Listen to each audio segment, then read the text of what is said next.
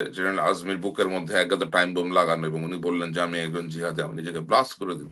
এই যে তোমার গোলাম আজম সাহেবের ছেলে, তা সে হচ্ছে এই আসলে একটা প্রশ্ন থেকে গেল যে মানে তৎকালীন সরকার আসলে তাদেরকে নিয়ে কি পরিকল্পনা রেখেছিলেন, যেটি সাংবাদিক সায়েরও বলছিলেন, হয়তো তাদের কোনো পরিকল্পনা ছিল এত বছরগুলো মানুষকে মানে এভাবে বন্দি অবস্থায় জীবন্ত মানে কূপের মধ্যে, মৃত্যু কূপের মধ্যে ফেলে রাখার আসলে কি উদ্দেশ্য ছিল?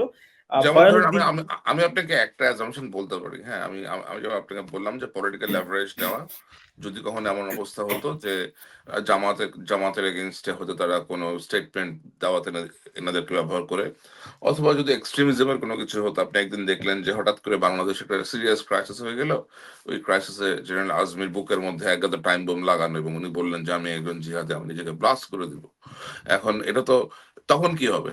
তখন যদি এটা এটা এটা তখন যদি সরকার বলে যে ও সিরিয়াতে গেছে, ওইখান থেকে ট্রেনিং করে আসছে, এসে এখন বাংলাদেশে এই কাজ করতেছে।